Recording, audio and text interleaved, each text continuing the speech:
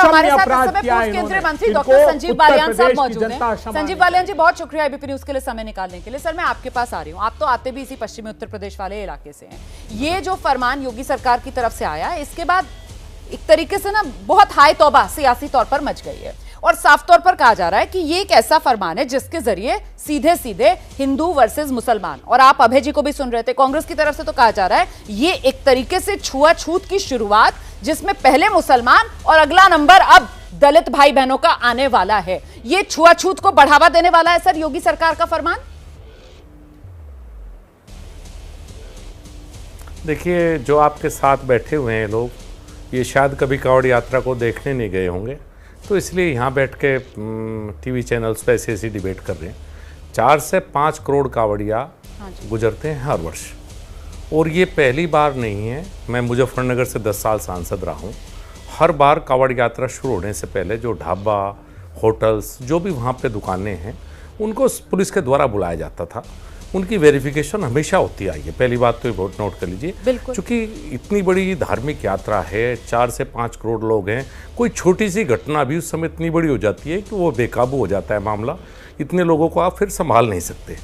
पहले में और इस बार अंतर यह आया कि पहले पुलिस ये काम को बिना लिखित आदेश के करती थी बुला के। इस बार पुलिस ने कहा है कि पहली बात कि ढाबा और होटल्स जो हैं, बेसिकली जो प्रतिष्ठान हैं, उनमें मालिक का नाम, जो काम करने वाले लोग हैं, उनकी वेरिफिकेशन हो। आप इनसे ये पूछिए, सब लोग जो देश में शोर मचा रहे हैं, कि जब 5 करोड़ लोग वहाँ से गुजरेंगे, अगर कोई एक व्यक्ति भी, कोई गलत सोच का व्यक्ति, गलत हटना का व्यक्ति, कोई धार्मिक एंगल देना चाहता हो या कोई देश का दुश्मन हो, वो आके वहाँ पर रहे और उस समय पर कोई ऐसी घटना घट जाए, तो ये लोग टीवी चैनल पर क्या शोर मचाएंगे। देखिए, सरकार फेल होगी, संजीव बालियान जी, मैं पूरी तरीके से आपसे सहमत हूँ, लेकिन यहाँ जो मामला है फरमान वाला, अगर वो सिर्फ दुकानों और ढाबों तक ही सीमित होता सर, तब भी समझ में आ जाता। लेकिन यहाँ क्या मामला हो रहा है सर, कि जो फल वाला है, जिसके रेडी पर हमें नजर आ रहा है कि वो केले बेच रहा है, या कोई अमरूद बेच रहा है, या कोई पपीता बेच रहा है, उसको भी पुलिस ने ये फरमान दे दिया है कि भाई तुम भी अपना नाम लिखो। मतलब मुझे ये समझ में नहीं आ रहा सर। खाने पीने में तो चलिए समझ में आ सकता है, अब फल तो सर अगर कोई खरीद रहा है और कावड़ यात्री है, श्रद्धालु है, उसको भी इतना पता है। और कुछ नहीं सर, मक्खी बैठी होगी, किसी तरीके की और कोई गंदगी आकर चिपकी होगी, धूल मिट्टी लगी होगी, तो इंसान खाने से पहले वैसे ही फल धो लेगा, तो शुद्धता पवित्रता का अपने आप भी ध्यान रख लेगा, है ना। अब ये जो मामला आ रहा है कि ठेली वाले भी नाम लिखें कि वो फल कौन बेच रहा है, वो राम बेच रहा है या रहीम बेच रहा है, इसकी क्यों जरूरत आ रही है सर, मुझे ये बताइए आप। देखिए, 2 बातें मैं आपको कहूँगा। पहले तो रेडी वालों को फरमान नहीं दिया गया, ये गलत चल रहा है। पे मैं मुजफ्फरनगर से ही आया हूँ अभी। ठीक है। कुछ लोग अति उत्साही लोग होते हैं, जो मीडिया से जुड़े होते हैं, सोशल मीडिया से जुड़े होते हैं, या जो इस तरह का माहौल पैदा करना चाहते हैं, कुछ दलों के कार्यकर्ता होते हैं, उन लोगों ने शुरुआत करवाई। नहीं तो फलों की रेडी वाले को किसी को प्रशासन ने नहीं कहा कि आप अपना नाम लगाइए। पहली बात, थैंक यू सो मच ये क्लियर करने के लिए। दूसरी बात, थैंक यू, ये सब लोग एक बार मैं, और दूसरी बात, ये सब लोग रोमाना जी आए मुजफ्फरनगर, और जब कावड़ यात्रा 5 करोड़ कावड़िया मुजफ्फरनगर से गुजरेंगे, तो हमारे यहाँ एक मीनाक्षी चौक है, उसके पास खालापार है, जो मुस्लिम बहुल इलाका है। पूरी उस रोड पर मुस्लिमों के शिविर लगे हुए मिलेंगे, जिसमें आप देखेंगे हजारों कावड़िया मुस्लिमों को शिविर में रुकते हैं। जो मुस्लिम वहाँ शिविर लगाते हैं, उनके फल खाते हैं, उनके यहाँ खाना खाते हैं, सर उनकी सेवा करते हैं। क्योंकि आप जिस पश्चिमी उत्तर प्रदेश से हैं सर, मैं भी उसी पश्चिमी उत्तर प्रदेश से हूँ, सेवा करते हैं। और ये जो साझी संस्कृति है सर, मैं खुद इसकी गवाह, मैंने भी बचपन से सर अपनी आंखों के सामने इसको देखा है। इसीलिए मुझे बहुत तकलीफ हो रही थी ये देखकर, खासतौर से हमारे पास तो जो ग्राउंड रिपोर्ट आ रही है सर, कि वो फल वाला जो है, वो भी देखिए अभी भी हम दिखा रहे हैं कि वो आरएफ फल लिखकर रखा हुआ है, मौसम्बियां रखी हुई है। मतलब मुझे खुद हैरानी हो रही थी कि ये किस तरीके का फरमान आ गया। ये तो सीधे सीधे हिंदू मुसलमान वाला लग रहा था। आपने बहुत अच्छा किया सर, क्लैरिटी दी। प्लीज अपनी बात कंटिन्यू कीजिए। बिल्कुल नहीं है, बिल्कुल नहीं है। दूसरी बात मैं बताऊं, परसों एक घटना हुई, कावड़िया जैसे शुरू हुए, एक ढाबे पे कावड़िया खाना खाने के लिए आए, और वो ढाबा किसी मुस्लिम का नहीं था, पहले मैं बता दूं आपको, लेकिन ढाबे पे प्याज का और लहसुन का प्रयोग हो रहा था जी। मैं पिछले साल कावड़ लेकर आया था, तो पहली बात मुझे बताई गई, कावड़ में नियम यह है कि प्याज और लहसुन भी आप नहीं खा सकते। तो एक बड़ा विवाद परसों ही हुआ है हमारे यहाँ, अखबारों में भी छपा है कि कावड़िया नाराज हो गए, कावड़ियों ने फिर तोड़फोड़ की वहां पे, क्योंकि प्याज और लहसुन सब्जियों में मिलाया गया। तो पहले तो ये और एहतियात ये बरतनी जरूरी है। दूसरी मैं आपको कंफर्म हूं मैं इस बात के लिए कि किसी रेडी वाले को नहीं कहेगा। ये एक तरह से एक ड्रामा क्रिएट करा जा रहा है। ये ढाबे और होटलों के लिए था और ये सत्यापन जरूरी। आज मैंने एक पत्र लिखा है, आज मैंने एक ट्वीट किया है माननीय मुख्यमंत्री। मेरा एक और सवाल है, क्या बेहतर नहीं होता कि जैसा कि आपने कहा कि प्याज लहसुन नहीं खाया जाता है ना सर, कावड़ की पवित्रता का ख्याल रखा जाता है, तो कैटेगराइज इसी रूप में करवाया जाता कि आपके यहाँ किस तरीके का सामान बेचा जा रहा है। ये खाना मांसाहारी आपके यहाँ बन रहा है, शुद्ध शाकाहारी आपके यहाँ खाना बन रहा है, वैष्णव खाना बन रहा है आपके यहाँ। अगर ये कैटेगराइज कराने की बात प्रशासन की तरफ से कही जाती, जिससे साफ हो जाता कि जिस दुकान पर आप जा रहे हो वहां पर क्या बन रहा है, किस तरीके से बन रहा है, उसकी क्लैरिटी आ जाए। क्या आपको लगता है कंफ्यूजन इसी वजह से हो गई कि यहां पर बात जो है वो नामों पर आ गई? और पश्चिमी उत्तर प्रदेश हम सब देखते आए सर, सियासत में किस तरीके से यहां हिंदू मुसलमान सबसे आसान है इस वाली नफरत की फसल की उगाई करना। देखिए, जब यह आदेश हुआ, मैं आपको एक बात अजीब बताऊं, चूंकि इन लोगों को तो पता नहीं जो लोग हैं, जब यह आदेश हुआ तो ये धार्मिक एंगल था ही नहीं इसमें। ये धार्मिक एंगल तो इन सबने जोड़ दिया जो आपके टीवी चैनल्स पे डिबेट के लिए आए हुए हैं। हाँ। जब हम शुरू में मुजफ्फरनगर इस बात पे डिस्कशन हुआ और बातचीत हुई जनप्रतिनिधियों के बीच में, प्रशासन के बीच में, चूंकि मुजफ्फरनगर से शुरू हुआ तो कहीं धार्मिक एंगल की कोई बात थी ही नहीं। और मैं इन्हें एक बात और बताऊँ, जिन ढाबों का और जिन होटल का जिक्र कर रहे हैं, यहाँ 2-4 दिन ही लोग खाना खाएंगे, उसके बाद तो मुजफ्फरनगर के लोग इतने शिविर लगाते हैं कि कावड़ियाओं को ढाबे पे कई बार जाने की आवश्यकता ही नहीं पड़ती। लेकिन मैं आपको सच बता रहा हूं कि जब कावड़ यात्रा गुजरती है, इतने एहतियात करने पड़ते हैं। एक गलत व्यक्ति इतना बड़ा दंगा करा सकता है, इतना बड़ा झगड़ा करा सकता है कि इस देश की आर्मी भी उसे कंट्रोल नहीं कर पाएगी जब कावड़िया आते हैं। इतना हमें सावधान रहना पड़ता है, एक पॉइंट।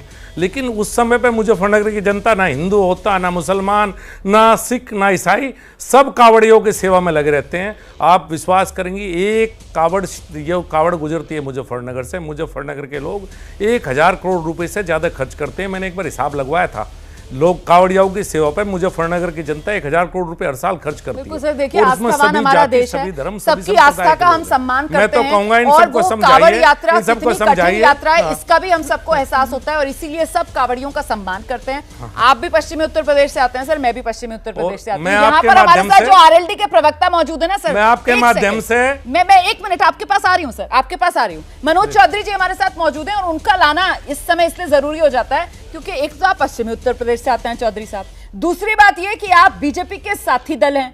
बावजूद इसके आप ये बातें नहीं समझ पा रहे थे जो संजीव बालियान जी कह रहे हैं। आप भी यहां पर बैठकर राजनीति चमका रहे हैं क्या? आरएलडी क्या कर रही है? आप लोग क्यों विरोध कर रहे हैं इस फैसले का, बताइए। अब विरोध नहीं, हमने शुरू में ये कहा कि जब ये कांवड़ यात्रा चलती है, मैं खुद भी लेके आ चुका हूँ, मंत्री जी ला चुके, तो मैं तो बहुत पहले लेके आ चुका हूँ। और पश्चिम में हम लोग हर साल कांवड़ यात्रा में शिविर भी लगाते हैं। मैं जब वहां से कांवड़ लेके आया, मुझे कोई रास्ते में कहीं हिंदू मुसलमान का कोई एंगल ही नहीं लगा। जिस ढाबे पे हमने बैठ के खाना खाया है या जहां पर भी हमारे शिविर में रुके, वहां हमें पता ही नहीं था कि हिंदू या मुसलमान है, कभी उसमें वो हुआ ही नहीं। ये जो एंगल जो दिया गया, अभी मेरे कांग्रेस के साथी बैठे हुए थे हिंदू मुसलमान पे चलते चलते, और इन्होंने दलितों को भी जोड़ दिया। ये सिर्फ हमारी जो इस पे आपत्ति ये है कि 6 साल से माननीय योगी जी मुख्यमंत्री है उत्तर प्रदेश में, कई सालों से शिव भक्त की यात्रा चल रही है। हम सब पूरे हिंदू मुसलमान बड़े उत्साह से ये मनाते हैं। जो बैड एलिमेंट्स हैं, योगी जी की पुलिस उतनी सक्षम है कि उनको आइडेंटिफाई करके पहले ही उनको रिजर्व कर देती, तो ये सारा मुद्दा ही नहीं होता। ये सारा मुद्दा दूसरा आप जो बात कह रहे हैं वो बड़ी वैलिड पॉइंट है, क्योंकि देखिए पूर्व केंद्रीय मंत्री जो है संजीव बालियान जी, वो भी बार बार इस बात की ओर इशारा कर रहे हैं कि साहब इतनी तादाद होती है कावड़ियों की, और एक भी अगर कोई अराजक तत्व अपनी कोई हरकत कर दे तो फिर मामला हाथ से निकल सकता है। लेकिन इसका काउंटर, बालियान जी, सवाल मेरा यह है कि अभी अभी हमारे साथ जेडीयू के नेता थे, एक मिनट सर, जेडीयू के नेता थे केसी त्यागी साहब, और वो बताकर गए यहां पर एबीपी न्यूज पर कि किस तरीके से देखिए उत्तर प्रदेश से बिहार जो देवघर है वहां पर भी इसी तरीके से भीड़ होती है, इसी तरीके से आस्था का सैलाब उमड़ता है। लेकिन वहां बिहार में वो कह रहे हैं कि एनडीए की हमारी सरकार है, हमें तो आज तक जरूरत नहीं पड़ी इस तरीके का कोई फैसला करने की। तो फिर यहां उत्तर प्रदेश में अगर इस तरीके का फैसला किया जा रहा है, तो क्या उत्तर प्रदेश में अराजक तत्वों पर पहले से लगाम लगाने में नाकाम है यूपी सरकार और यूपी पुलिस? इसी वजह से ये आसान रास्ता तलाश लिया गया है जिसको लेकर अब सियासत हो रही है। मतलब सर, पहले जब ये प्रशासन की तरफ से फैसला आया ना, तो मेरे मन में तो यही बात आई कि साहब ये कानून व्यवस्था से अपना पल्ला झाड़ने के लिए पुलिस की तरफ से बहुत सही रास्ता अपना लिया गया कि अपना अपना नाम खुद लिख लो, खुद ही देख लो अपना अपना हिसाब किताब। पहली बात तो मैं किसी का जवाब सवाल तो देना उचित नहीं है, वो बड़े हैं और वैसे भी मेरा रिश्ता उनसे बहुत अलग तरह का है, त्यागी जी से।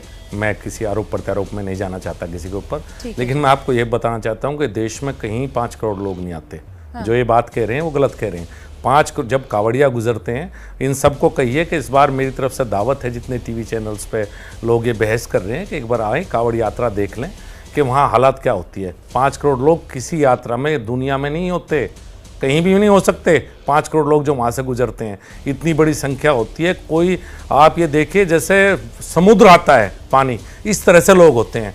और ये वेरिफिकेशन मैंने आपको बताया पहले भी होती थी, ऐसा नहीं है पहली बार है। आप कभी मुजफ्फरनगर में किसी पुराने पत्रकार से पूछिए, वो आपको बताएगा कि हर साल जब पहली सरकारें होती थी, जब भी वेरिफिकेशन होती थी, तो इसे धार्मिक एंगल तो इन लोगों ने दे दिया एक छोटी सी बात को। देश के ये वोट बैंक की राजनीति ये करना चाहते हैं। हमने तो कहा ही नहीं कि मुस्लिमों के ढाबे में मत जाइए या मुस्लिमों को मत जाइए। हमने किसे रोका है? किस सरकार ने, किस अधिकारी ने कहा है कि आपको वहीं खाना खाना है? अरे भाई सब जगह खाना खाएंगे। आइडेंटिफिकेशन के लिए किया, उस बात पे इतना बाउंडर ड्रेडी वालों के 2 लगा के फोटो खींच के सोशल मीडिया पे चला दिया।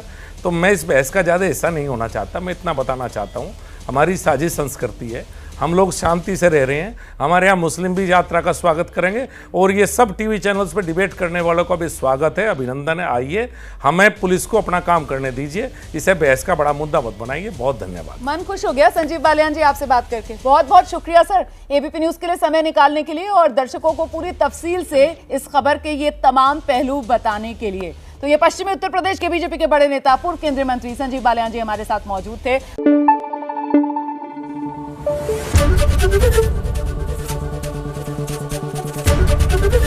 एबीपी न्यूज आपको रखे आगे।